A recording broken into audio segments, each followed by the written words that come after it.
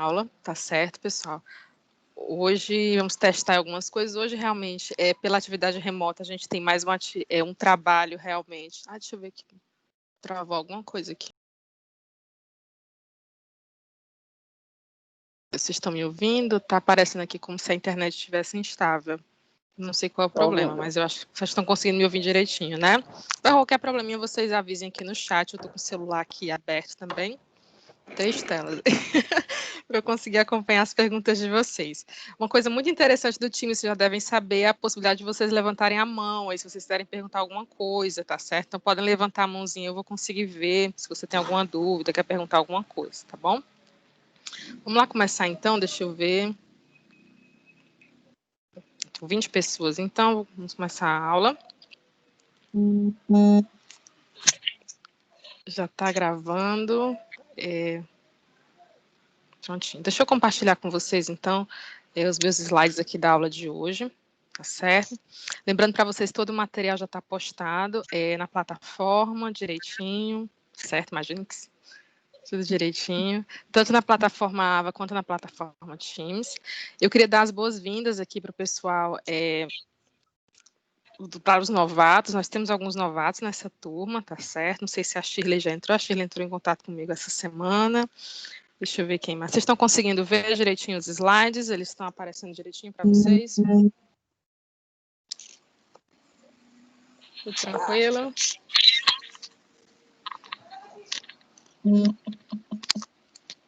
Ok, vamos lá então. Deixa eu ver. Hoje é uma aula bem simples, de certa forma, né? Não é uma coisa realmente muito complicada, até porque a gente enxugou um pouco essas aulas iniciais que a gente imaginou que seriam aulas mais de adaptação, especialmente para os novatos. A gente está aí num processo de adaptação ao regime remoto e também em virtude desse não comparecimento aos prédios da instituição. Acho que agora a gente tem, eu acho, não sei, e espero que sim, há uma possibilidade de que a gente realmente retorne. Inclusive, eu escutei a notícia ontem de que os templos da Arquidiocese de Fortaleza vão retornar. Então, acredito que isso já daria uma indicação de que o governo do estado talvez tenha um plano para um retorno gradual, como ele já tinha falado antes, né, o secretário de Saúde do estado. Vamos ver como é que vai ser isso, se realmente vai acontecer, mas assim, nos deixou com esperança de que realmente o retorno talvez esteja próximo. Se feito de forma segura, talvez a gente possa em breve estar de volta ao prédio da universidade. Pessoal, então vamos lá então. Vamos falar então sobre estrutura e organização do Poder Judiciário, tá certo? Nessa aula, mostrando para vocês basicamente o início, digamos assim, a estrutura, o prédio que vocês irão estudar durante pelo menos 4 semestres. Então, as disciplinas de processo, elas são disciplinas realmente que dizem respeito à forma como o processo vai andar em todas essas instâncias do Poder Judiciário. Então, nós vamos começar a ver aqui de forma geral como é que esse Poder Judiciário se coloca, como é que ele se distribui, como é que ele se apresenta. E nas próximas disciplinas vocês vão ver exatamente como é que o processo judicial ele vai se desenrolando dentro desse prédio, como é que ele sobe de andar, como é que ele sobe de instância, e como é que o que cada instância realmente faz, qual é o papel de cada instância, qual é o papel de cada órgão dentro do Poder Judiciário, tá bom? Então, hoje, basicamente, vamos aí começar a entender como é que funciona esse Poder Judiciário. Prontinho, deixa eu ver. Estou acompanhando aqui algumas perguntas aí no WhatsApp. Nesse momento, o WhatsApp da turma está aberto para vocês postarem perguntas durante a aula, dúvidas, tudo mais. Durante a semana, geralmente, eu fecho para postar o material e deixar o material lá. E quem entra realmente já vê o material, não precisa ficar procurando ali num monte de mensagens. Aí eu geralmente abro no dia anterior à aula, para que vocês comecem a postar perguntas que eu tentarei responder durante a aula, tá certo? E logo após a aula, mais ou menos umas 2 horas depois da aula, eu fecho novamente e posto o material da aula, tá certo? Para que todo mundo possa receber. Nesse momento, eu acho que o grupo do WhatsApp já está quase completo. Nessa turma eu tenho um pouco mais de 50 alunos, eu acho que no WhatsApp deve ter uns 46 alunos, 45 alunos, não me recordo agora. Mas acredito que o material já consegue atingir, pelo menos a maioria dos alunos, a maioria da turma já tem acesso a tudo, já tem um acesso, um canal seguro realmente, de comunicação com o professor, de comunicação para receber o material, tá certo? Então, mais ou menos é dessa maneira que vai funcionar, tá bom, pessoal? O esquemazinho do nosso WhatsApp, porque senão fica assim aquele monte de mensagem e o propósito inicial, que é a ideia realmente de compartilhamento do material, da troca de perguntas em relação à disciplina, fica um pouco prejudicado, tá bom?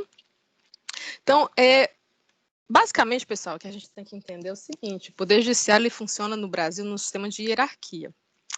Então, nós temos aí uma hierarquia que não necessariamente, apesar de muitas vezes isso parecer e acabar sendo incorporado por algumas pessoas, né? A ideia de que quem está nos órgãos superiores é mais importante do que as pessoas que estão nos órgãos inferiores, como, por exemplo, sei lá, um desembargador seria mais importante do que um juiz. Na verdade, o que é uma organização de trabalho. Então, é uma hierarquia de organização de trabalho. Acho que, deixa eu ver aqui. Tá no... Bom dia, Shirley, seja bem-vinda. Deixa eu ver aqui, pronto, voltou. Bom dia, bem-vindos todos os estagiários, sejam muito bem-vindos. Os estagiários, não, vocês serão estagiários, bem-vindos os novatos. Então, gente, essa hierarquia dentro do Poder Judiciário, ela é mais realmente uma hierarquia como organização de trabalho. A ideia é organizar o trabalho dentro do Poder Judiciário, de forma que você tem as instâncias iniciais, você tem realmente onde o processo se inicia, então você tem as varas, e ali, à medida realmente em que o processo vai, as apelações vão se sucedendo, os recursos e tudo mais, esse processo ele pode ir subindo dentro da hierarquia do Poder Judiciário. E aí, nesse caso, nós temos aí uma necessidade de organizar a forma como é que esse processo será estudado dentro do Poder Judiciário, como é que essa organização vai se dar dentro do Poder Judiciário. E aí, necessariamente, a gente vai ter um afunilamento, então nós vamos ter instâncias superiores, certo? Para julgar esses processos, que se entende, se um processo necessitou de uma apelação, é porque necessariamente esse processo ele vai exigir um estudo maior, uma compreensão maior, uma análise maior. Então, nesse caso, daí eu vou precisar de que as pessoas que estejam nas instâncias superiores, elas estejam lá por uma razão, em regra, por tempo de serviço, de forma a que essas pessoas tenham mais tempo, mais experiência realmente de trabalho e possam responder com essa experiência a esses casos. E aí você vai ter realmente uma formação cumulativa de instâncias. E aí nós vamos nós vamos tentar entender cada uma delas. E eu gostaria que aqui nesse momento você pegasse, por favor, a Constituição Federal de 88. Nós vamos precisar muito da Constituição Federal de 88. Se você tiver um marca-texto, você pega um marca-texto também. Eu estou aqui com a Constituição aberta no site do Planalto, tá certo, pessoal? Peço para vocês, se vocês derem uma olhadinha aí na Constituição, procurem uma Constituição, obviamente, mais recente, tá certo? Nós já tivemos aí, só nesse ano de 2022, emendas, né, a 106 e a 107. Então, vocês têm que dar uma olhadinha também nessas questões, para não pegarem uma Constituição muito antiga. Obviamente, essas emendas não vão atrapalhar o nosso conteúdo, tá certo? Mas o importante é que você tenha um conteúdo mais atualizado possível. Vocês estão vendo aí, provavelmente, a Constituição, eu estou no site do Planalto, tá certo? O site do Planalto, o texto sempre está atualizado, então é muito interessante que vocês, ao recorrerem, seja no computador, seja no celular, procurem o site do Planalto, tá certo? Nós vamos estudar aqui, pelo menos vamos apreciar aqui, tá certo? É importante que você não que você decore os artigos a respeito da competência dos órgãos do Poder Judiciário, tá certo? Não é exatamente isso, mas é importante que você lembre onde é que isso está dentro da Constituição. Então, basicamente, você vai tentar lembrar ali do artigo 102 em diante, que trata do Poder Judiciário. Aí você vai saber exatamente onde é que você encontra isso, tá certo? Especialmente os concurseiros aí de plantão, né? Vai fazer sei lá, no caso, mais adiante, né, que se forem fazer provas aí que exijam para os cargos como promotor, como juiz e tudo mais, você lembrar exatamente onde é que se encontram essas competências na Constituição Federal de 88, porque geralmente é assim que cai, tá bom?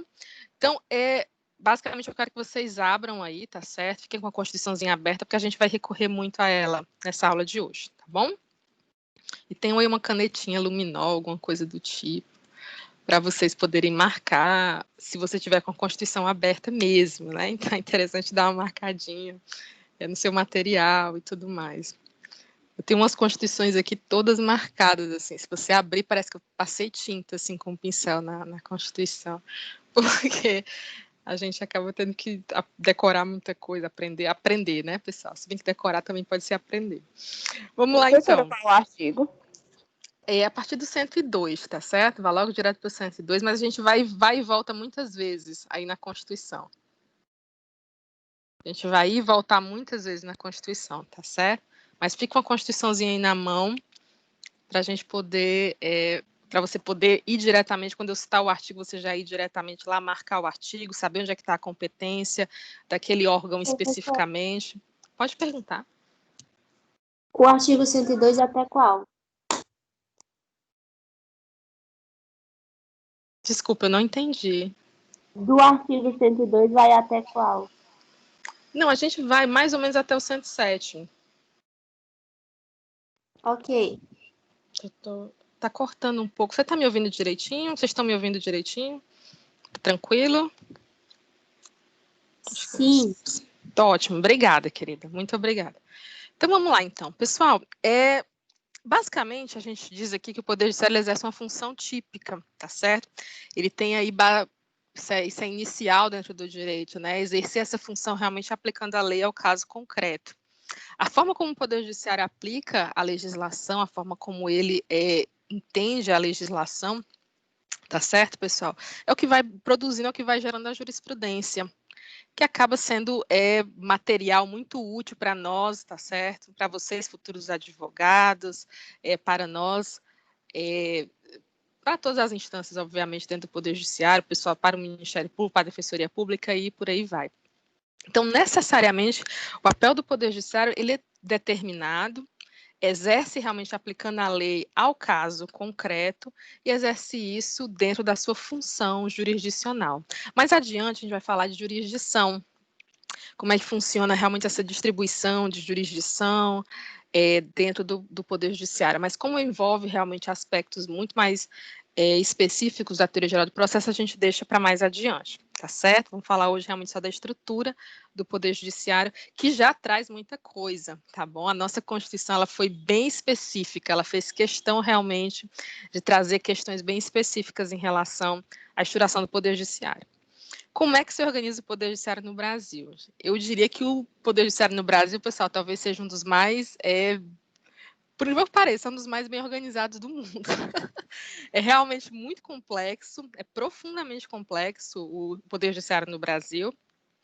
Ele apresenta muitas alternativas que, especialmente para os estudiosos de fora, soa bastante complicado. Eu me lembro quando eu estava nos Estados Unidos e eu tentava explicar para as pessoas, no doutorado, eu estava tentando explicar para as pessoas como é que funcionava os processos, na época, né, o processo da Lava Jato estava em todos os jornais, inclusive lá na CNN passava de vez em quando, eles ficavam assim horrorizados, né, de repente um prefeito estava envolvido em esquema de corrupção e aquela situação ia parar ia parar na nossa corte máxima, então surgiam muitas perguntas. Aí você começa a explicar como é que funciona, que você tem um tribunal só para as causas de direito do trabalho, isso não existe, por exemplo, nos Estados Unidos, que existe um tribunal só para as causas dos militares, isso também é uma coisa que, em regra, não é comum, tá certo? Não é muito comum em outros países, não existe. Então, você vê aí a complexidade do nosso sistema judiciário, do nosso poder judiciário. Ele é realmente um poder muito complexo e até difícil explicar como é que isso se deu. Você tem um país muito grande, eu acho que se deve basicamente a isso, você tem um país muito extenso territorialmente, e isso leva a diversos tribunais de justiça, basicamente em todo estado tem o seu tribunal de justiça, e muitas causas, e obviamente esse excesso, essa quantidade imensa de causas leva a uma complexidade, tudo se torna mais complicado, realmente, para que você possa organizar esses processos e fazer com que cada processo chegue ao seu término, chegue ao seu fim. Ninguém quer um processo eterno, tá certo? Essa não é a ideia do Poder Judiciário. A ideia do Poder Judiciário é que os processos tenham um fim. Tudo tem que ter um fim, pelo amor de Deus. Mas, realmente, até que se define esse processo e respeitando os princípios constitucionais, nós vamos, inclusive, estudar na próxima aula. Constituição em processo é o tema da próxima aula.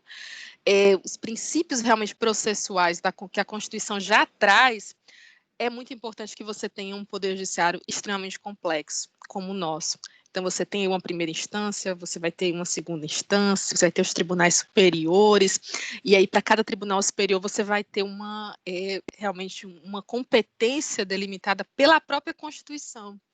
Essa é uma das coisas mais interessantes. A nossa Constituição, ela se preocupou com isso, em trazer as competências de cada um dos órgãos. Então, a gente vai ver isso aí direitinho, tá certo? Um livro que eu recomendo muito para vocês é o livro do Lenza, tá certo? Direito Constitucional e Esquematizado. Tem outros livros muito interessantes também. Eu acho do Lenza, pelo menos o pessoal da graduação, eu acho ele mais esquemático, tá certo? Tem alguns casos, é bem interessante também. Mas, obviamente, tem livros mais... por exemplo, um livro que até um aluno me perguntou, eu acho um livro muito bom também, é um livro de Direito Constitucional do Gilmar Mendes, né? Nosso presidente do Supremo Tribunal, presidente não, nosso ministro do Supremo Tribunal Federal. Ele tem um livro muito interessante sobre direito constitucional, mas não é eu acho um livro muito teórico, então acaba trazendo muitas coisas que muitas vezes para o aluno da graduação não é muito palatável, não é muito fácil de entender. Outro autor que também tem um livro muito interessante de direito constitucional, para quem gosta da área, né, vocês devem estar vendo direito constitucional agora, é o ministro Luiz Roberto Barroso, também, tá certo? Tem material na área, se bem que ele publica mais textos. Eu gosto de comprar o material do Luiz Roberto Barroso desde a época que ele era só advogado, né? Realmente mais para estudo. Então, basicamente, pessoal, o que a gente tem aqui? Eu coloquei uma foto aí do Superior Tribunal de Justiça, mas, na verdade, tá certo? O órgão supremo aqui, né? Dentro do nosso Poder Judiciário é o Supremo Tribunal Federal. E aí a gente vai ter diversas conotações, nós vamos ter diversas explicações para isso, a forma como o próprio Supremo Tribunal Federal se constitui, a história do Supremo Tribunal Federal, que é muito interessante também, mas esse é o nosso órgão supremo. E qual é a função do Supremo Tribunal Federal? O Supremo Tribunal Federal, em regra, é importante que se guarde isso na cabeça, ele deve guardar a Constituição. Esse é o principal papel do Supremo Tribunal Federal. Tudo que de alguma maneira afeta diretamente a Constituição é matéria do Supremo Tribunal Federal, a gente poderia entender dessa maneira. Então, o Supremo Tribunal Federal é só aquele dragão, né, que está ali guardando a Constituição. Assim, né? A Constituição fosse uma espécie de princesa, o dragão está ali guardando a princesa, é o Supremo Tribunal Federal. Mas abaixo do Supremo Tribunal Federal, e não teria como o Supremo Tribunal Federal julgar todas as ações, ou todas as ações do Brasil, imagine aí, né? Todas as ações brasileiras chegarem ao Supremo Tribunal Federal, é demais. Seria, assim, um absurdo, né? Você imaginar, por exemplo, a Suprema Corte Americana, quando estava lá, né? Eles estavam julgando, eles tinham em torno de 89 casos, tinha 82 casos na Suprema Corte Americana para serem julgados. Isso em 2017, 2018. Eles achavam isso, assim, um número alto. A nossa Suprema Corte beira aos 5.000 casos por ministro. Então, você imagina aí a quantidade, né? Um negócio assim... eu acho que esse número até está atualizado, provavelmente já tem até mais casos, porque essa estatística eu pesquisei no ano passado. Então, você imagina aí realmente a quantidade de processos, mesmo a competência do Supremo Tribunal Federal sendo restrita. Mas, obviamente, né, vamos dizer assim, buscando aí pela justiça, pela moderação, o ideal é que realmente os processos eles sejam encerrados em instâncias inferiores, em instâncias menores. E aí você tem órgãos realmente que auxiliam o Supremo Tribunal Federal, vamos dizer assim, que em regra deveriam ser a última instância da maioria dos casos no Brasil. E nós vamos ter os superiores tribunais e os tribunais superiores, tá bom, pessoal? Então, basicamente, a gente vai ter, e antes da gente começar a mostrar esses tribunais superiores, superiores tribunais, é importante que a gente entenda que existem duas justiças. Não são dois tribunais, não são duas especialidades. São duas justiças. Você tem a justiça comum e você vai ter a justiça especial. Justiça comum no sentido de justiça ordinária, ou seja, em regra, os casos vão para lá. A não ser que, em razão da matéria, ou seja, em razão do assunto que vai ser tratado, esses casos tenham que ir para um outro tribunal, ou seja, para uma outra justiça, que nesse caso seria a justiça especial. Então, você vai ter a justiça comum, no caso, a justiça federal, tá certo? Obviamente, é justiça comum, justiça do Distrito Federal e dos territórios, e a justiça estadual comum, ou seja, esse nosso fórum Claus Bevilacqua é justiça comum, o nosso Tribunal de Justiça que fica ali no Cambeba é justiça comum, tá certo? E a Justiça Federal, obviamente, fica ali na Murilo Borges, no centro. Tudo isso é justiça comum, tá certo, pessoal? A Justiça Especial, ela é especial em razão da matéria. Não é que o pessoal que está ali é mais especial do que os outros, não. É Justiça Especial em razão da matéria, porque a matéria é específica. E aqui eu destaco especialmente a Justiça do Trabalho.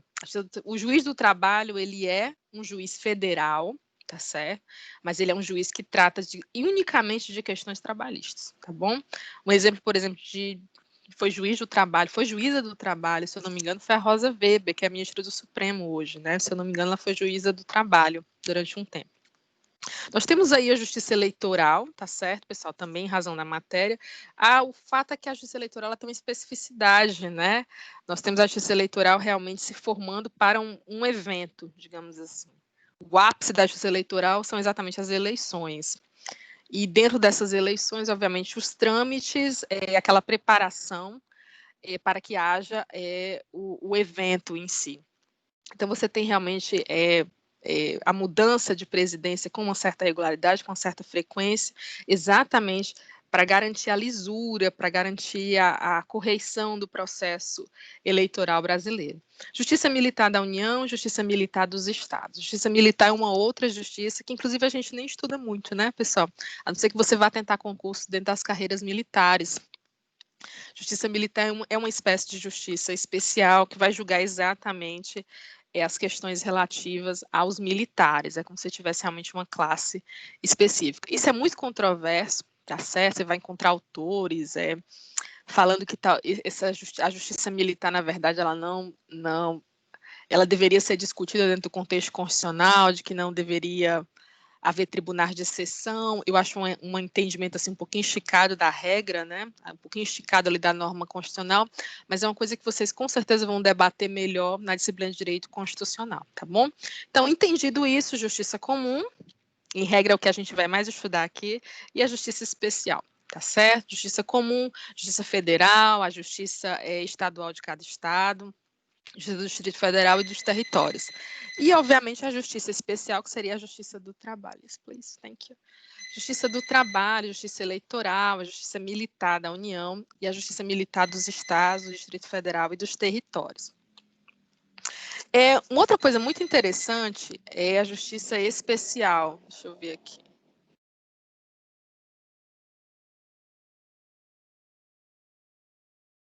Estão conseguindo me ouvir direitinho? Tranquilo? Certo. Os juizados especiais, tá certo, pessoal? É muito interessante, a gente vai ter um capítulo, eu acho, não me recordo agora qual é a aula exatamente, a gente vai estudar um pouquinho dos juizados especiais. Então, nós temos uma lei de 1999, tá certo, pessoal, que trata, já tem 20 anos, né? Nossa, que impressionante, 20 anos essa legislação. Quando eu estudei nos bancos da faculdade ainda era considerada uma legislação bem recente. Os juizados especiais, tá certo, pessoal? Eles nascem realmente dessa complexidade. E a ideia era simplificar realmente e não sei se o objetivo foi realmente atingido, mas a ideia era realmente enxugar um pouquinho a quantidade de processos dentro da justiça comum.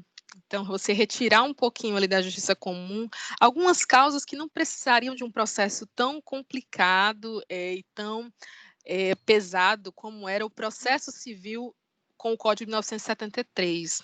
Então, hoje nós temos um processo civil com o Código de Processo Civil de 2015, é um código mais moderno, ainda tem alguns problemas, obviamente, mas é um código que muito mais moderno do que o Código de 73, que era o código que a gente usava antes. E o Código 73, infelizmente, ele marcava os processos realmente com uma morosidade muito grande. Então, o processo era lento, havia muita possibilidade, especialmente para o advogado, de realmente levar o processo, esticar o processo por anos e anos. Havia muitas possibilidades de se fazer isso. E os juizados especiais, eles foram uma ideia bem revolucionária, digamos assim, de tentar tirar da justiça comum causas que não tivessem realmente um valor, o valor da causa não fosse tão alto.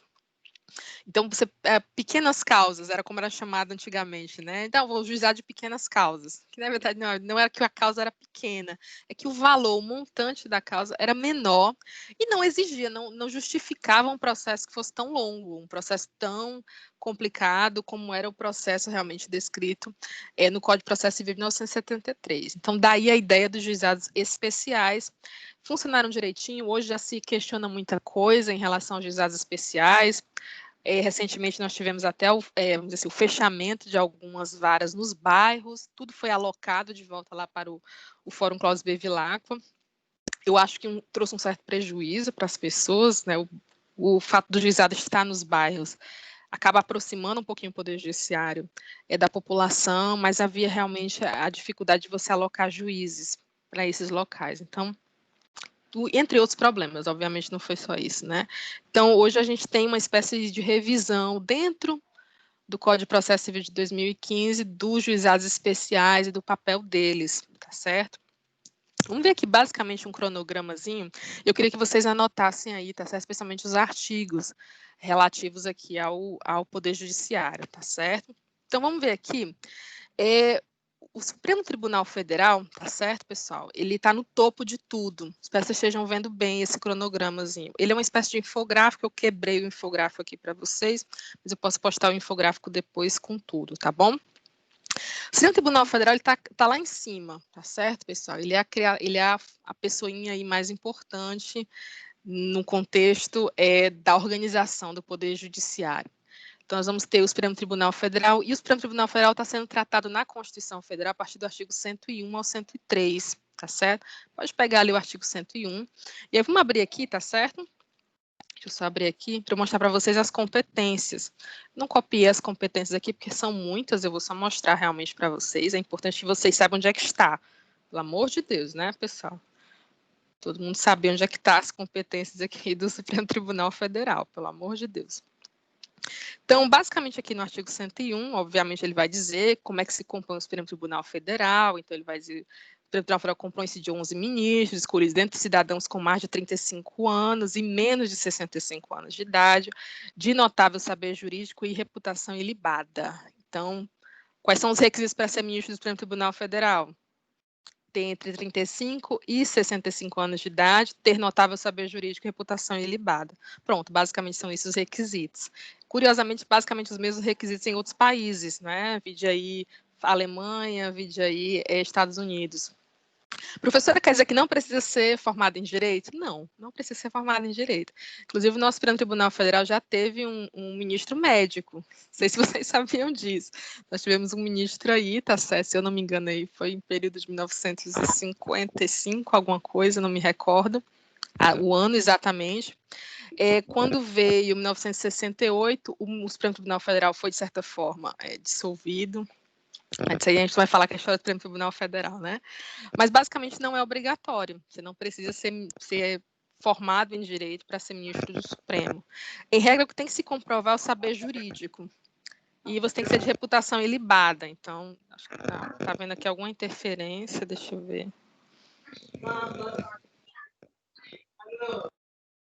Pronto, deixa eu ver aqui, tudo certo? Certinho.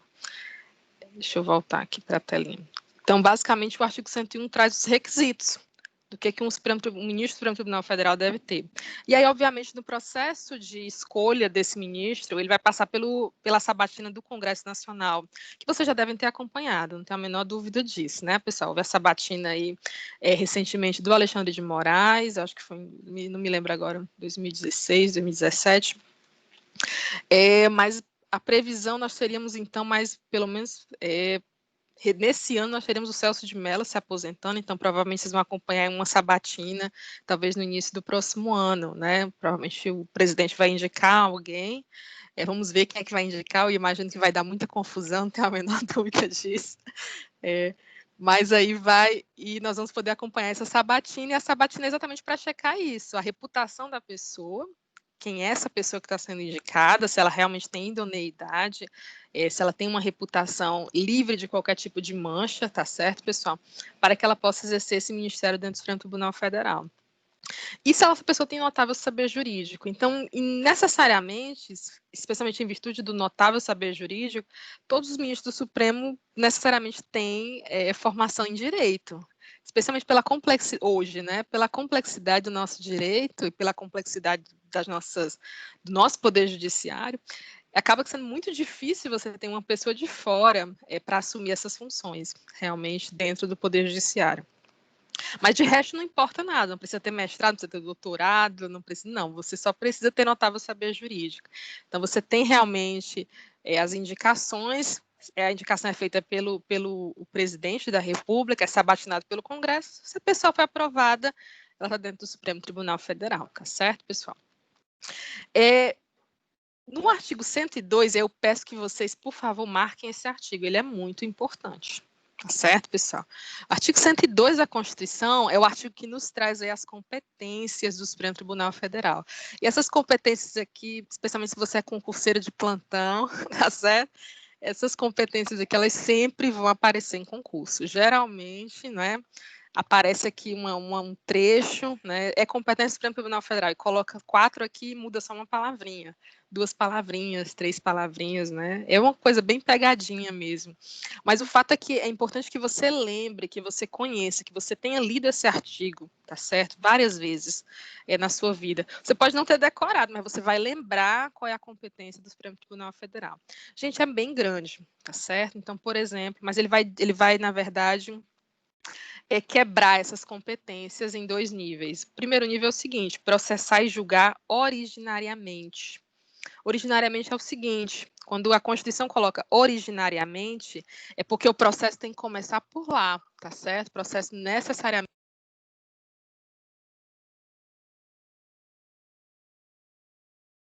Professora, ficou mudo.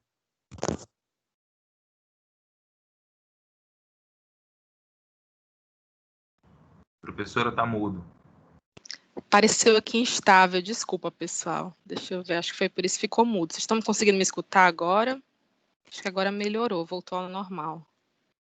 Sim. Pronto, estou ouvindo você, obrigada. Perfeito. Então, esse processar e julgar originariamente, tá certo?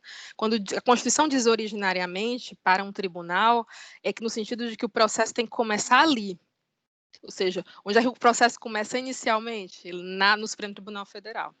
Então, você não vai, por exemplo, ir para o STJ e do STJ recorre e vai para o Supremo. Não. Começa no Supremo Tribunal Federal.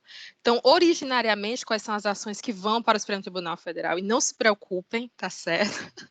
Vocês vão estudar tudo isso aqui nas disciplinas de processo civil, tá bom? Não vou nem passar muito tempo aqui, não, porque é muita coisa, realmente, tá certo? Só essa primeira aqui, eu conheço tese de doutorado só sobre essa primeira questão, só sobre essa linha A aqui. Ação direta de inconstitucionalidade de lei ou ato normativo federal ou estadual.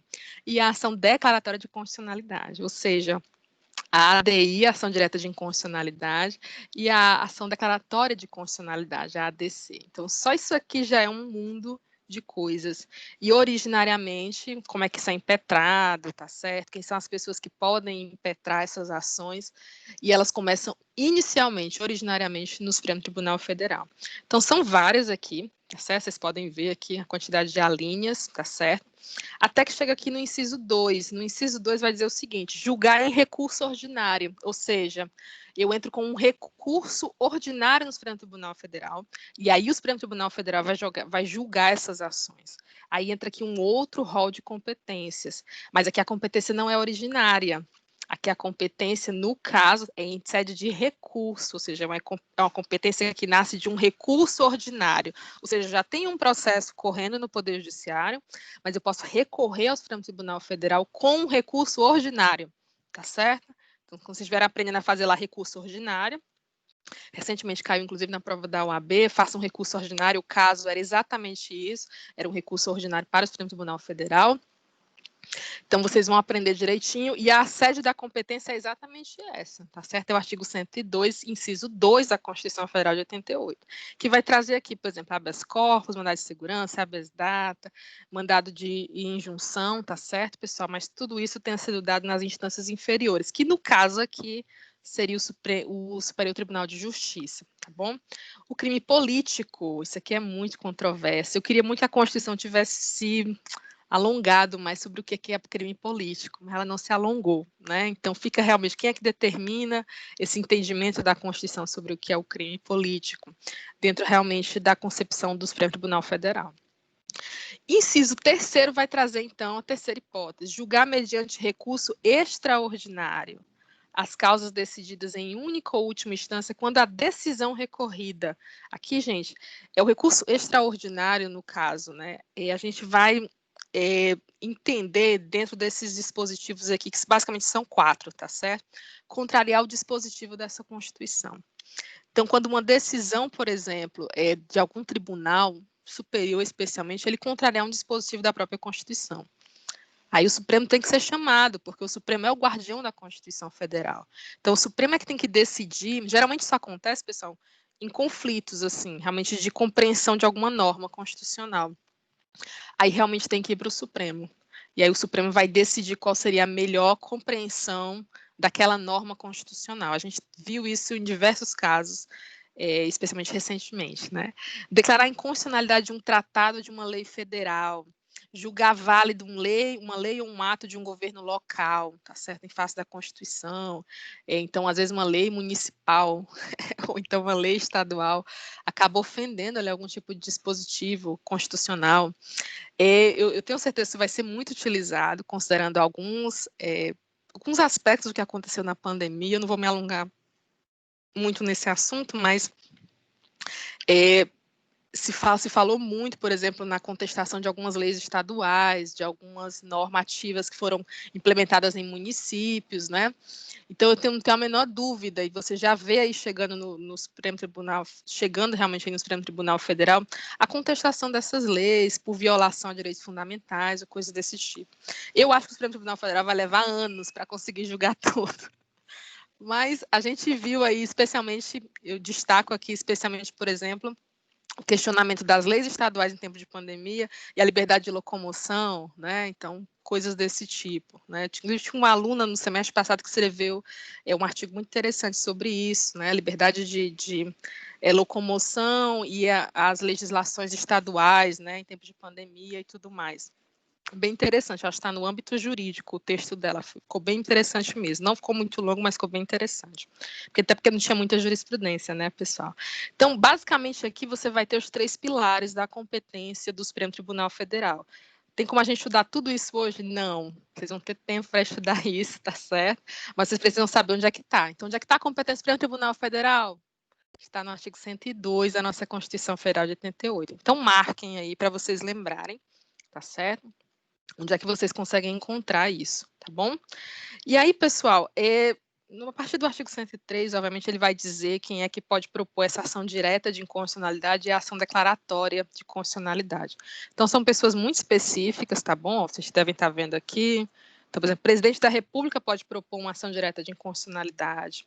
É a mesa do Senado Federal, a mesa da Câmara dos Deputados, a mesa da Assembleia Legislativa ou da Câmara Legislativa do Distrito Federal, o governador de estado, o procurador-geral da República. São pessoas muito específicas que podem impetrar diretamente. E lembrando que a ação direta de inconstitucionalidade ela é de competência, deixa eu ver quem vai me dizer, originária, tá certo? Ótimo. Então, quando a pessoa impetra, por exemplo, o presidente da República, digamos lá, né, que ele fosse impetrar uma ação direta de inconstitucionalidade no Supremo Tribunal Federal, contra, sei lá, alguma lei específica. E quando ele faz isso, o caso vai diretamente para o Supremo Tribunal Federal, originariamente, porque a competência é natural, ela é original do Supremo Tribunal Federal, tá certo? Então, todo mundo marcou aí bonitinho, direitinho. Já sabem onde é que vocês encontram, então, a competência do Supremo Tribunal Federal. Deixa eu voltar aqui, peraí. Pronto. Prontinho, perfeito.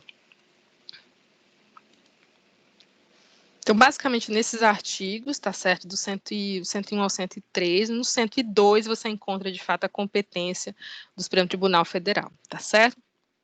Dentro dessa justiça comum, pessoal, o que a gente tem, então, aqui? A gente vai ter, em regra, o Superior Tribunal de Justiça, tá aqui no centro, tá certo? Dentro desse Superior Tribunal de Justiça, a gente vai ter os colégios recursais, que estão ligados aos juizados especiais. Nós vamos ter os tribunais regionais federais, estão ligados aos juízes federais, tá certo? Nós vamos ter os tribunais de justiça e os juízes de direito. Então, cada uma dessas coisas, em regra, tá certo, pessoal? Elas vão, de todos esses tribunais, de todas essas varas, de todos esses juízes, vão desembocar no Superior Tribunal de Justiça, tá certo? Lembrando aí, nós temos 2 tribunais superiores, nós temos 2 superiores tribunais, vou já mostrar para vocês. Então, o Superior Tribunal de Justiça, ele é uma espécie de sumidouro, ele vai receber, em sede de recurso, ali, todas as causas, tá certo? Da justiça comum, em regra. E, basicamente, ali ele seria o filtro para dizer se uma coisa vai para o Supremo Tribunal Federal, ou o Supremo Tribunal Federal ou não. Então, ele vai receber tanto da justiça comum estadual, através dos tribunais de justiça, ele vai receber da Justiça Federal, através dos tribunais regionais federais, e ele vai receber dos colégios recursais, que estão ligados ali aos juizados especiais. Então, tudo isso vai para o Superior Tribunal de Justiça, o que dá ao Superior Tribunal de Justiça uma importância muito grande. Converso para vocês, como advogada, muitas vezes você checa muitas vezes, você sabe de cor, ementa, jurisprudência de certas turmas do Superior Tribunal de Justiça, porque você sabe que dele pode te atingir diretamente, você está com um caso ali na Justiça Comum, você sabe que o máximo que aquele caso pode chegar, provavelmente, ao Superior Tribunal de Justiça. Se vai subir ou não para o Supremo é outra coisa, né? Porque tem que contrariar a Constituição. Mas provavelmente você consegue levar até o Superior Tribunal de Justiça. E você realmente tem que, quando você coloca uma ementa, quando você coloca uma decisão do STJ dentro da sua jurisprudência, o juiz olha com bastante carinho, porque ele sabe realmente que o processo tende a ir, no seu curso natural na justiça comum, ele tende a ir para o STJ. Então, acaba tendo um peso muito grande. Você checa, você verifica se a jurisprudência mudou, como é que está a decisão daquela turma tal, porque você acha que aquilo ali pode atingir o seu processo de alguma maneira. E, em regra, também é muito bom para um juiz quando, por exemplo, a sua decisão é validada pelos tribunais superiores. Então, quando uma decisão de um juiz, por exemplo, é validada pelo Tribunal de Justiça e pelo STJ, isso tem um peso muito grande para ele, né? Especialmente na escala deles de ascendência, de tentar subir realmente para o STJ, de tentar subir para os tribunais superiores. Então, quando você coloca, por exemplo, uma jurisprudência de um Tribunal de Justiça ou do STJ, ele sabe realmente como é que é o entendimento daquelas turmas. E por exemplo, se ele der uma decisão que vá contra aquilo, há uma grande chance de que a sua decisão não seja validada por os tribunais que estão acima dele, né? Ele sabe que você vai recorrer com certeza. Então, é muito importante ficar atento a isso como advogado, tá certo? Se você é advogada, você está sempre muito atento ao Superior Tribunal de Justiça, certo? Então, em regra, dessa maneira que funciona. Mas vamos ver os artigos, tá bom, pessoal? Vamos começar, então, pelo Superior Tribunal de Justiça. Queria que vocês abrissem aí no artigo 104 da Constituição. Vou abrir aqui o artigo 104 para mim, para a gente ir lá na Constituição, ver direitinho. Abram o artigo 104 da Constituição. Vou abrir aqui no site do Planalto para vocês. Bom, marquem esse artigo 104. Não vou falar do 103A, do 103B, vou direto para o 104, viu, pessoal? O artigo 104 aqui, ele vai tratar unicamente do Superior Tribunal de Justiça. Então, você vai ver aqui, do Superior Tribunal de Justiça compõe-se de, no mínimo, 33 ministros, a idade de Cristo, tá certo? Não tem como esquecer. Então, em regra, e percebam que é de no mínimo, é diferente do Supremo Tribunal Federal, que fala ali basicamente de 11 ministros de forma taxativa, tá certo? Saiu um ministro, você preenche com outro, mas tem que ser 11.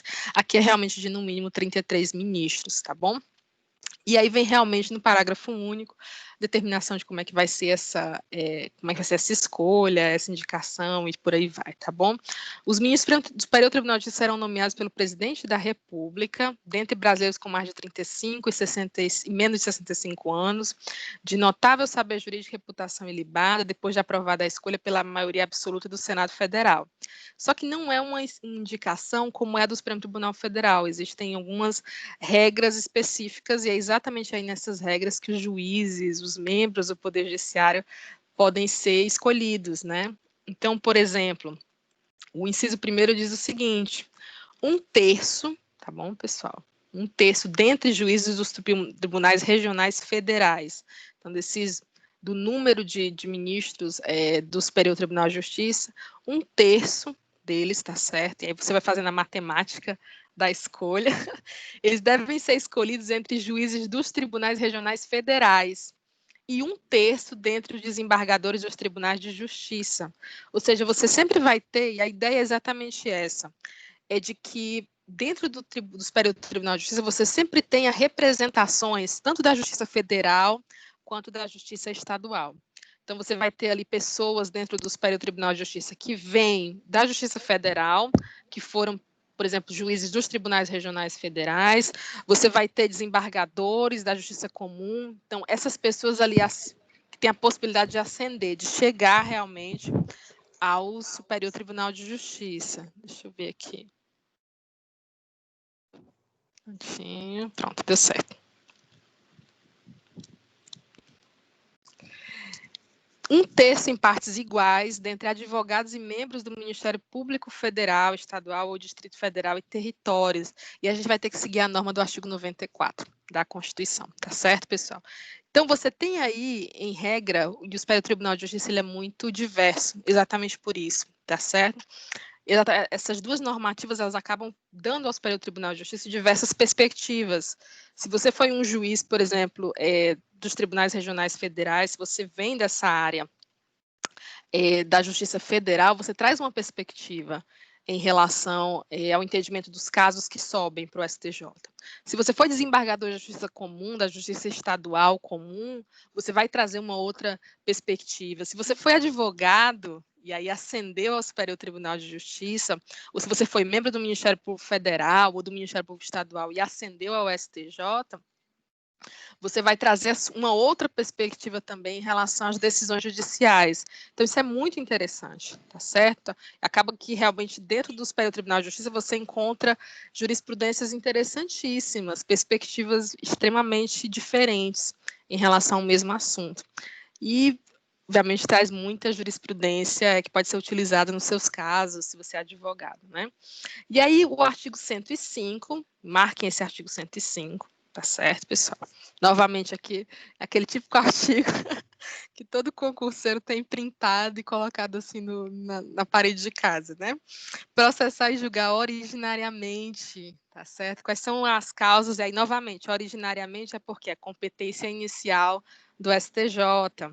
E aí, aqui ele vai trazer exatamente quais seriam essas competências, tá bom, pessoal? Peço até que vocês deem uma olhadinha, mas vocês vão estudar isso aqui com certeza na disciplina de Direito Constitucional. Inciso 2 é que vai trazer julgar em sede de recurso ordinário. Professora, recurso ordinário para o STJ? Sim. Existe recurso ordinário para o STJ, existe recurso ordinário para o Supremo Tribunal Federal. Como é que você sabe a diferença? É melhor você saber, em regra, tá certo? Bem direitinho, qual é a competência para o recurso ordinário no Supremo Tribunal Federal. Então, aprende aquilo dali em regra, você vai saber que todos os casos a gente vai ter um recurso ordinário aí para o STJ, tá bom? Então, às vezes a dúvida dos alunos, especialmente na prova da OAB, é essa, né? Quando aparece um recurso ordinário, é saber se o recurso ordinário vai para o STJ ou se vai para o STF, tá certo? Aí as pegadinhas que aparecem ali que são interessantes, que são engraçadas. Mas vocês vão passar de primeira, tenho certeza, tenho a menor dúvida disso, todo mundo aqui vai se garantir na prova da OAB. Julgar em recurso ordinário, então ele vai trazer então aqui quais seriam essas hipóteses de julgamento em sede de recurso, tá bom? Dentro do STJ. Então, basicamente, aqui que nós vamos ter, e no terceiro inciso, tá certo? Julgar em recurso especial as causas decididas em única ou última instância pelos tribunais regionais federais ou pelos tribunais de justiça, tá certo? Seriam os tribunais dos estados. Então, basicamente, aqui, quando você recorre, por exemplo, se perdeu o caso numa vara civil, né, recorre para o Tribunal de Justiça, e aí você perdeu ou não ganhou tudo no Tribunal de Justiça, você pode recorrer para o Supremo Tribunal, aliás, para o STJ, para o Superior Tribunal de Justiça, e recorre realmente em sede de recurso especial, tá bom, pessoal? Vamos voltar lá, então, agora para nossa explicação. Marcaram aí o artigo 105, muito importante esse artigo, tá bom? E aqui eu coloquei para vocês, ops, saí da página sem querer.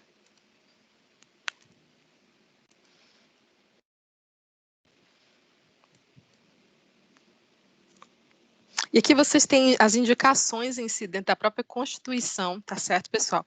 De quais seriam aí as competências de cada tribunal regional. Então, tribunais regionais federais, artigo 106 ao 110, tá certo? Tribunais de Justiça, artigo 125 da Constituição Federal de 88. Juízes de direito ainda estão dentro desse artigo 125, porque eles são tratados juntos, tá bom, pessoal? Juízes federais, lá no artigo 109, quais são as competências de juízes federais, quais são os requisitos, quais são as características, tudo isso está presente na Constituição Federal de 88. E, obviamente, tá certo, pessoal, acaba tendo qualquer colocação em relação à própria competência desses juízes, se está na Constituição Federal de 88, acaba sendo decidido pelo Supremo Tribunal Federal. Então, realmente, se o juiz federal tem ou não competência para julgar um caso como, por exemplo, que envolva algum tipo de pessoa pública com fórum privilegiado, nós tivemos aí uma situação, se eu não me engano, foi em 2015, tá certo, que o próprio Supremo Tribunal Federal julgou e acabou mantendo um determinado processo que tinha alguns personagens com foro privilegiado, e aí a decisão é muito interessante, ele manteve em virtude da matéria, manteve realmente na vara lá da Lava Jato de Curitiba, então na 13ª Vara Federal de Curitiba. Então, realmente, foi um julgamento sobre a competência, quem é que tinha competência para julgar aquele caso, se era realmente ali um tribunal superior ou se poderia permanecer numa vara federal. Então, os questionamentos estão sempre ali, tá certo, pessoal? Especialmente por essas complicações que a gente tem no Brasil, que são as questões de fórum privilegiado. Então, mas outra coisa vocês vão estudar melhor, obviamente, em direito constitucional, tá certo? E aí nós temos a Justiça Especial, tá certo? Sede de Justiça Especial, a gente tem o Tribunal Superior do Trabalho, tá certo, pessoal? O Tribunal Superior do Trabalho, a partir do artigo 111 até o 116, tá bom? Quem pensa, por exemplo, nas carreiras na área do trabalho, nos concursos na área trabalhista, tá certo? Obviamente, acaba decorando esses artigos aqui do 101 ao 116. E os juízes do trabalho, que são juízes federais, mas do trabalho, artigo 112 da Constituição Federal de 88, tá bom? Tribunal Superior Eleitoral, do artigo 118 ao 121 da Constituição Federal de 88. E aí nós temos, dentro dessa justiça eleitoral, a gente tem os tribunais regionais eleitorais e os juízes eleitorais, tá bom? Que funcionam basicamente, especialmente em sede de eleição. Então, assim, se você é advogado, conhece algum advogado que já trabalhou na época da eleição, a gente sabe muito bem que é tudo muito rápido.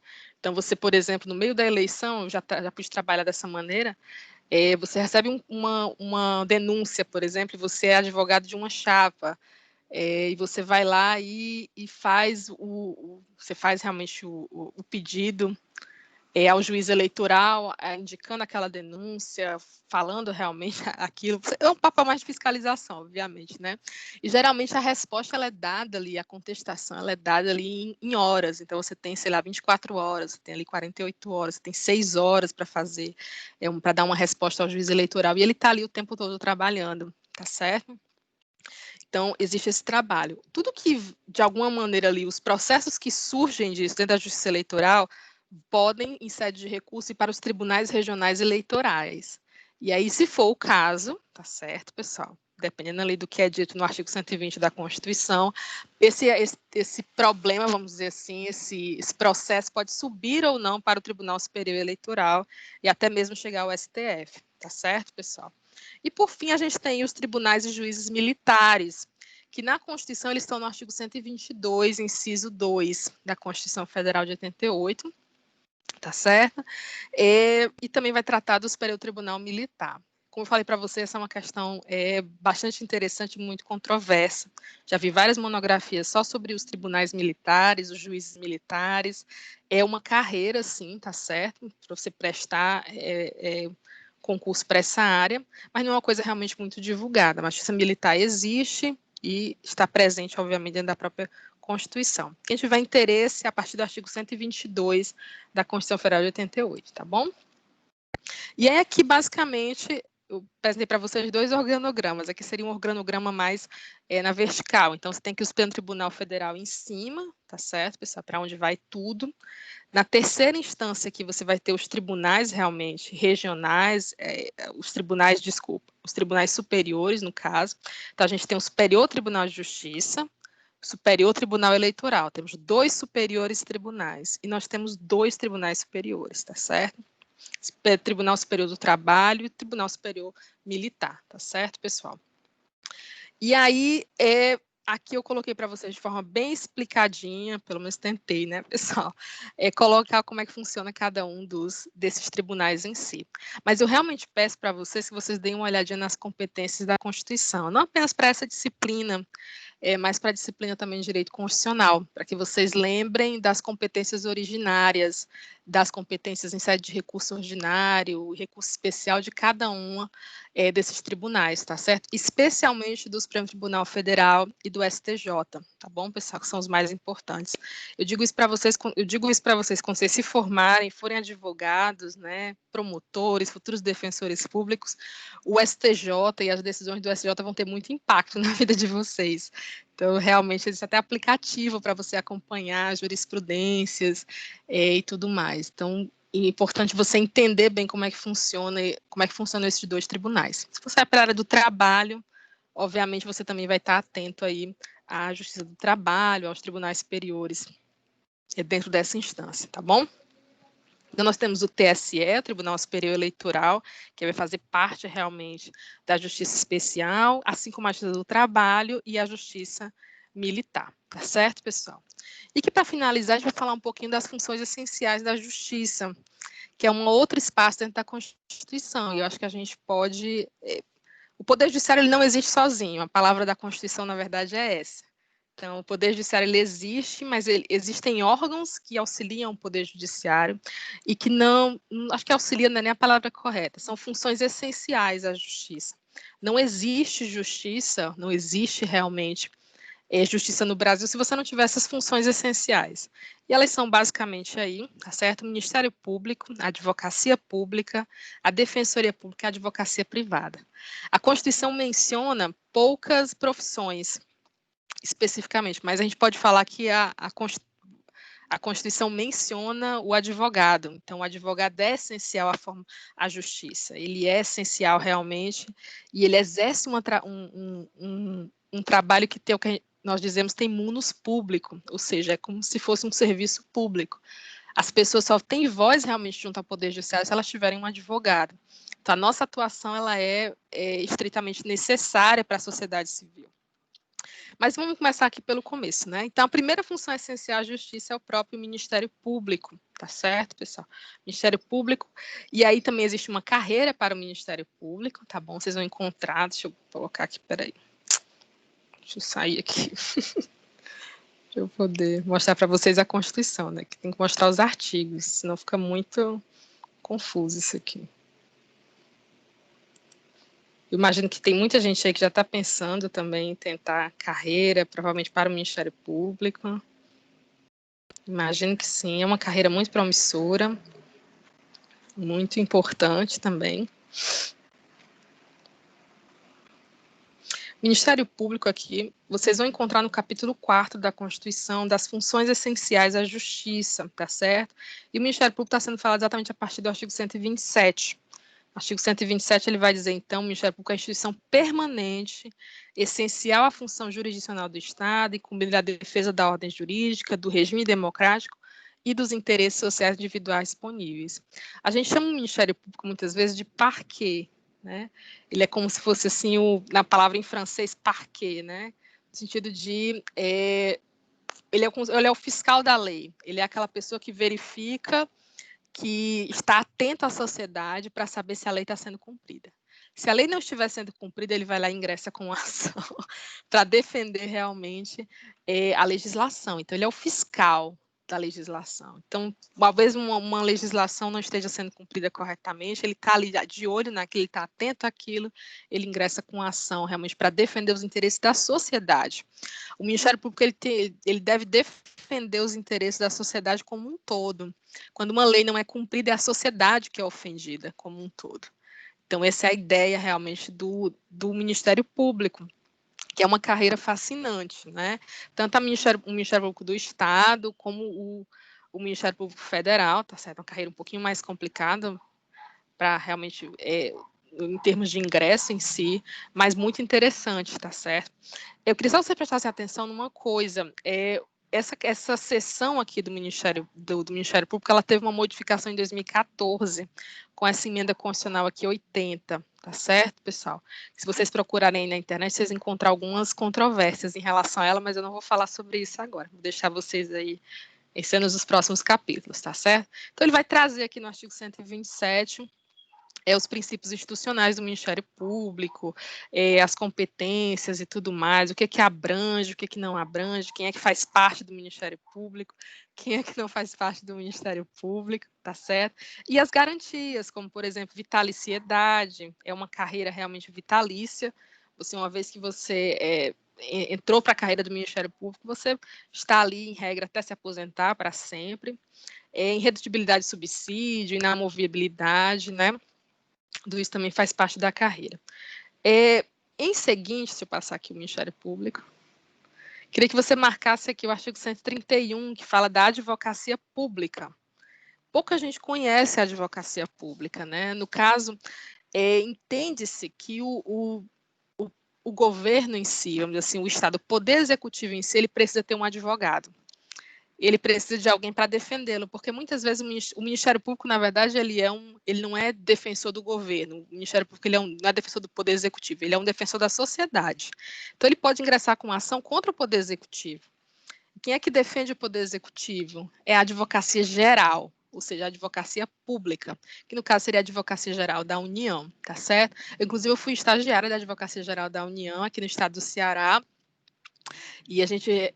no caso, as ações eram realmente contra, na maior parte das vezes, obviamente, envolvia a União, mas eu ficava muito impressionado, o setor que eu trabalhava lá, a gente pegava muitas ações em termos ambientais, então o Ministério Público, por exemplo, ingressava com ação, a proteção ambiental de algumas zonas aqui do estado do Ceará, então era o processo, no caso, as ações do Vila do Mar, as ações realmente que envolviam a Praia do Catu, coisas desse tipo, e a Advocacia Geral da União, ela defendia a União nesses casos, porque essas terras, como vocês vão aprender direitinho, direito constitucional, são terras da União. Então, obviamente, ingressava-se aí contra a União, e a Advocacia Geral da União é quem defendia o Poder Executivo Federal, tá certo, pessoal? Existem também os procuradores dos estados, que é uma outra carreira. Assim, a Advocacia Geral da União é uma carreira.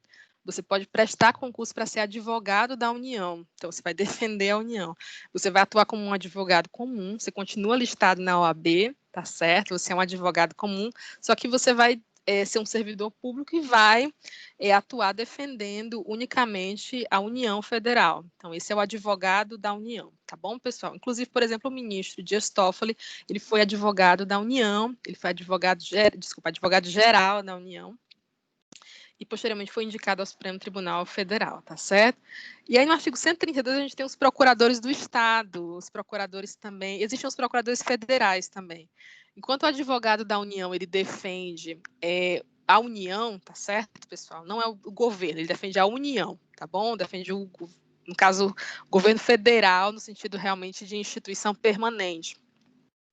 Os procuradores federais, eles vão defender agências federais, como, por exemplo, vão defender o INSS, uma ação, por exemplo, contra a UFC. A UFC é uma universidade federal. Quem é que defende a UFC numa ação judicial? São os procuradores federais. Então, essas instituições federais, como Caixa Econômica e tudo mais, são defendidas, em regra, pelos procuradores federais. e a União sozinha é defendida pelos advogados da União, tá certo? Então, você tem 2 órgãos realmente para fazer a defesa desses entes públicos, tá bom? E aí nós temos na seção 3 a advocacia, mas é a advocacia privada. Então, aqui vai falar nós advogados, né, vocês futuramente com certeza serão advogados também. Então, o artigo 133 é um que traz muito orgulho para a classe, porque ele diz o seguinte: o advogado é indispensável à administração da justiça, sendo inviolável por seus atos e manifestações no exercício da profissão, nos limites da lei, tá certo? Então, em regra, essa inviolabilidade é do seu trabalho, do seu escritório profissional, das suas atividades, dos seus contatos, tudo isso realmente precisa ser respeitado, de acordo com o artigo 133 da Constituição Federal. Obviamente, pessoal, nos limites da lei. Se o advogado está envolvido em situações escusas, situações lamentáveis, criminosas, obviamente, ele deve ser punido por isso, deve ser disciplinado por isso, tá bom? Então, infelizmente, nós tivemos, eu acho que até recentemente teve um caso aqui no estado do Ceará, o advogado, infelizmente, é uma vergonha para toda a classe, né? Não deixa de ser. Envolveu-se realmente, e a OAB atuou de forma muito dura para tentar disciplinar esse advogado. A gente carrega um ônus e precisa realmente respeitar a nossa profissão, tá certo, pessoal? Para que ela seja respeitada pela sociedade, tá bom? Mas é só um artigozinho, artigo 133, tá bom? Então, o único artigo que fala realmente diretamente sobre nós é o 133. E aí, no artigo 134, vamos falar sobre a Defensoria Pública, tá certo? Defensoria Pública também tem 2 ramos. Nós temos a Defensoria Pública Federal, tá certo?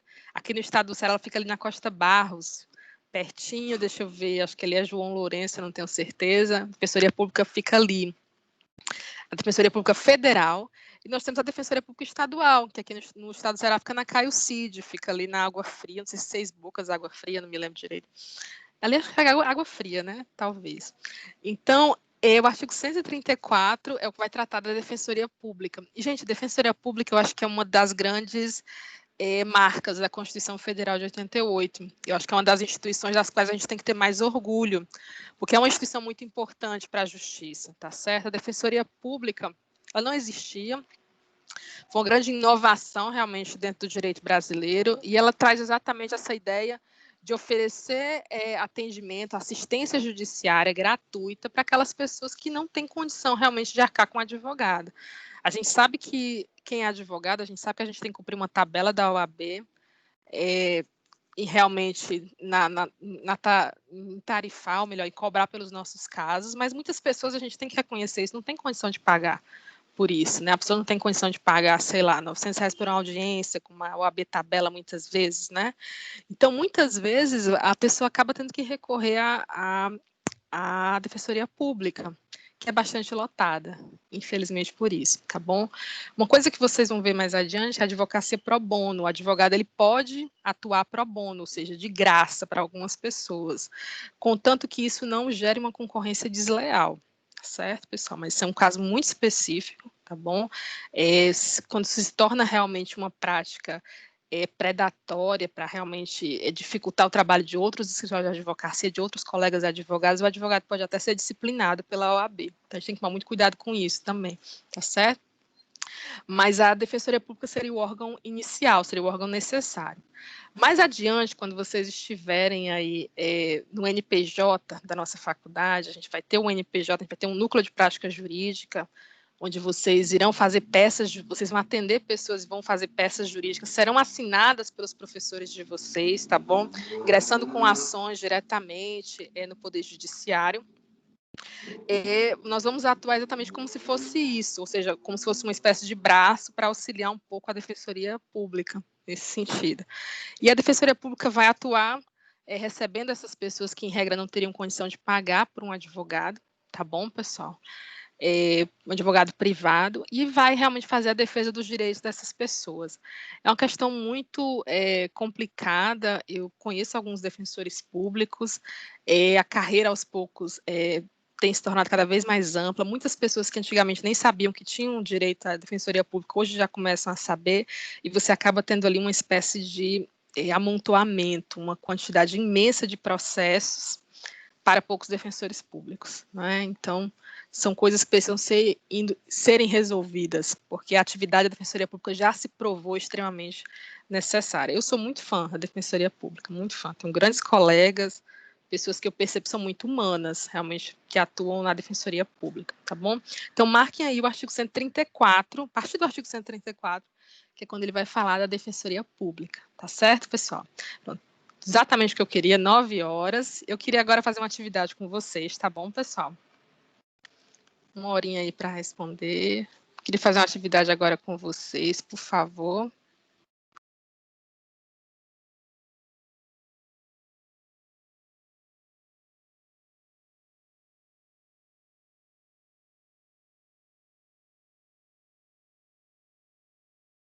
Prontinho, vocês devem estar vendo a minha tela aí, tá certo? Quem está aparecendo é a Maria Nayara na minha tela, vocês devem estar vendo a minha tela nesse momento, tá bom? Nós vamos fazer uma atividade agora. Eu quero que vocês, se você estiver no computador, vai ficar um pouquinho mais fácil. Se você não estiver no computador, você pode pelo celular, eu acho que você consegue certa ginástica e você vai conseguir entender. Eu acho que eu tenho uma pergunta aqui, desculpa. Os tribunais do trabalho são por região. Exatamente, Diego, isso mesmo, viu? Tipo, aqui é a 7ª região, tá certo? Exatamente. Por região, você vai ter a divisão dos regionais, assim também como os tribunais regionais federais, tá certo? Os tribunais regionais federais, 4ª região, 5ª região. O nosso Tribunal Regional Federal fica em Recife, é o Tribunal Regional Federal da 5ª região. E os tribunais regionais do trabalho, eles também são divididos por região, tá certo? E aí você vai ter por cada região. Como eu disse para vocês, o Brasil é bem grande. Então, às vezes as pessoas até falam, ano passado surgiu esse rumor, né, de que nós teríamos aí a Justiça do Trabalho estaria aí fadada a ser extinta. Não que a gente não considere, mas você vai extinguir, vai colocar tudo na justiça comum, eu não consigo nem imaginar o pandemônio que ia ser, porque a quantidade de casos que passam pela Justiça do Trabalho é absurda. Você vai jogar tudo isso na justiça comum, dentro daquele mesmo processo, dentro daquela mesma estrutura, é muito complicado. Obviamente, você não vai dispensar as pessoas, né? São servidores públicos, obviamente, eles seriam englobados dentro da justiça comum, mas é absurdo, você não teria condição de fazer isso. Cachorrada passando. Então, você teria realmente que verificar, teria realmente que pensar em tudo isso. Eu acho que nesse momento histórico que nós vivemos, seria um completo absurdo você pensar em extinguir a justiça do trabalho. Não teria como se fazer isso, né? Mas é exatamente isso mesmo, viu, Diego? Obrigada pela pergunta. Eu dividi vocês podem ver aqui do lado, eu dividi vocês em grupos, tá certo? Eu já fiz isso com a turma, inclusive, da segunda-feira, acho que já devem estar esperando aí por isso.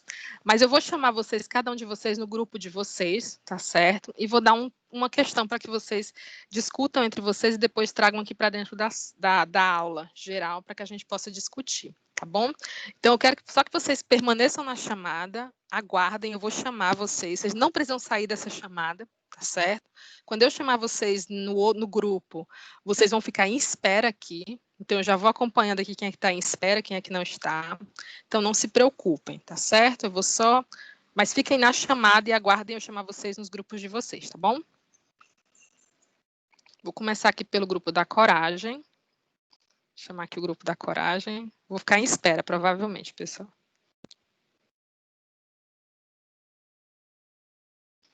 Pronto.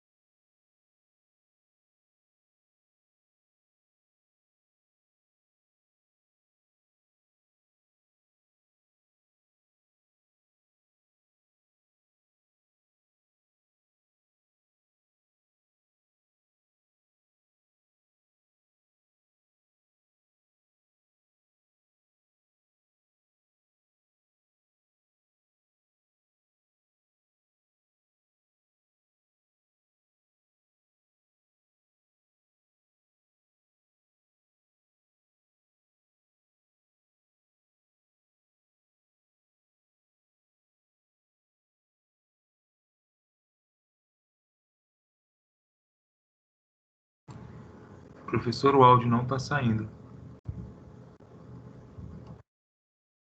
É porque ela tá falando com a equipe. Ela tá falando com a equipe da Coragem. Ok, entendi.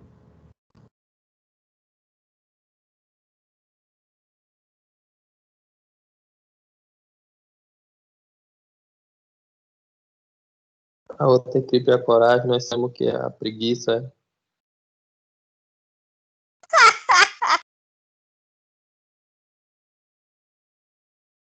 Eu acho que tem coragem, fortaleza, aí sabedoria.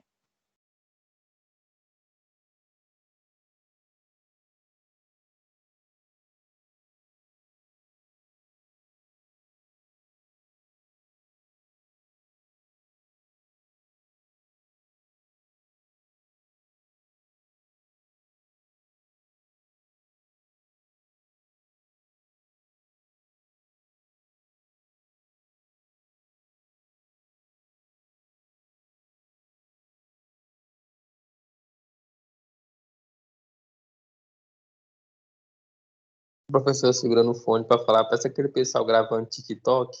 Fortaleza, não sei aonde, não sei de quê.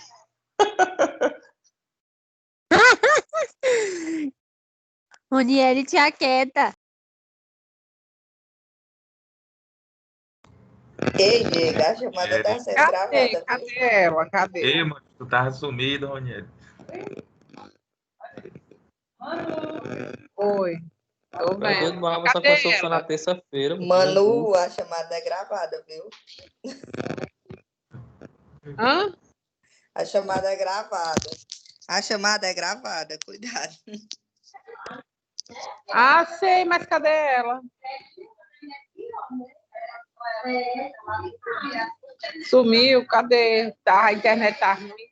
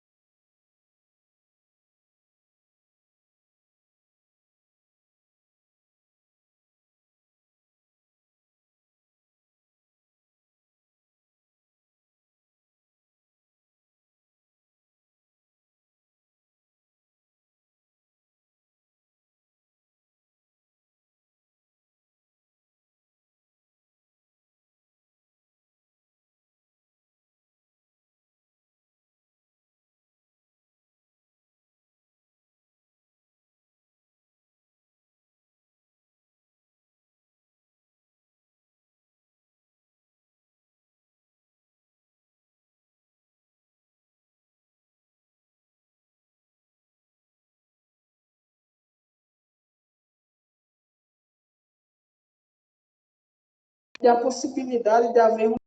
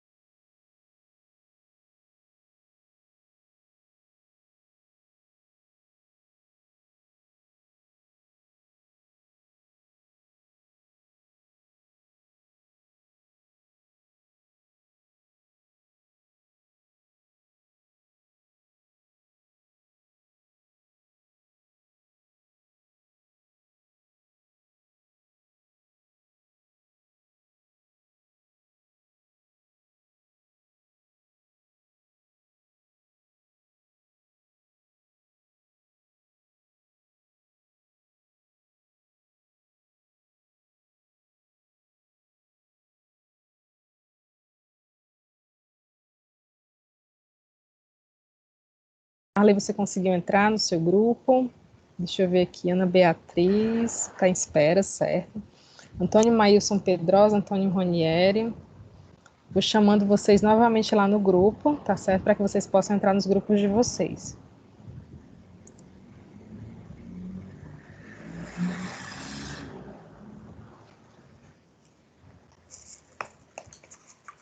Certo. Nosso áudio está péssimo, né?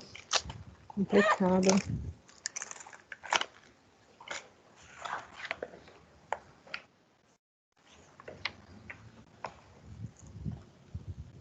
Deilson, certo. Pode falar, Deilson. Estou escutando.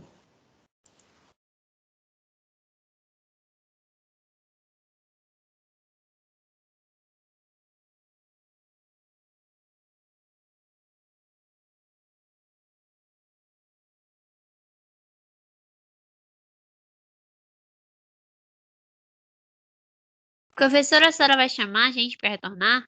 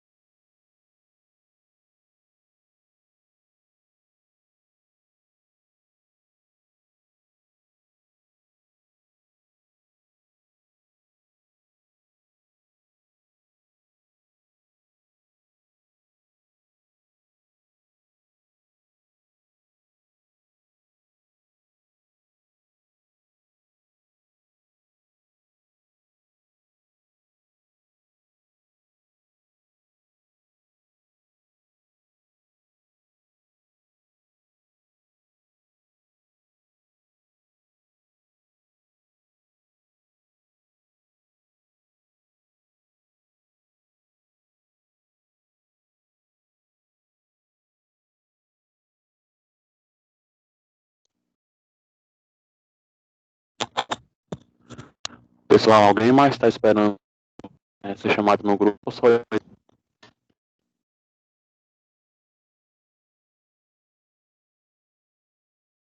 Não tô esperando aqui. Agora nada. Tô quase dormindo de novo.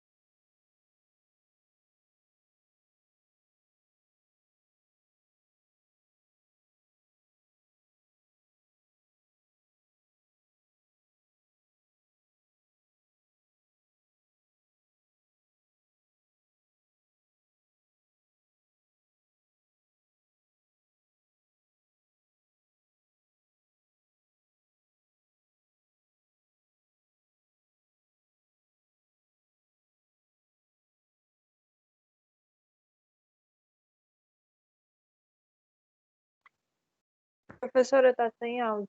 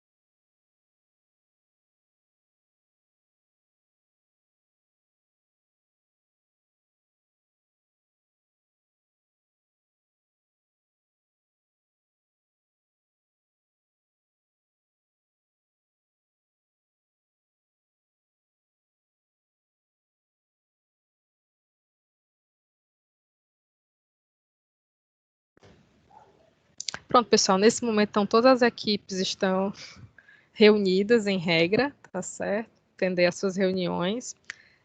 Aqueles que não estiverem nas suas reuniões, eu vou ensinar então como é que vocês vão entrar, tá bom? Não se preocupem que aqui é mais uma atividade de teste para a gente ver como é que vocês vão se sair nesse agrupamento, tá certo? E aí a gente vê como é que aplica as próximas ideias realmente de trabalho em aula remota.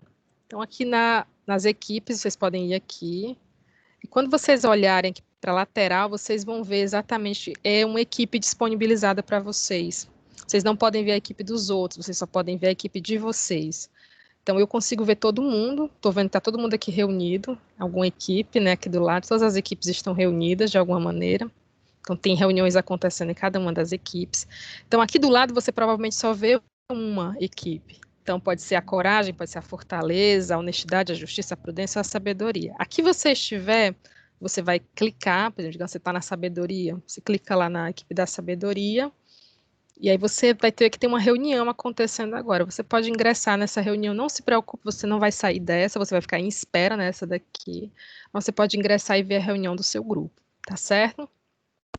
Então, fiquem à vontade. Eu vou dar só mais 5 minutinhos realmente para vocês discutirem. Daqui a pouco a gente vai dar as respostas em grupo geral, tá bom? Nesse momento ainda estão acontecendo aqui as reuniões. Deixa eu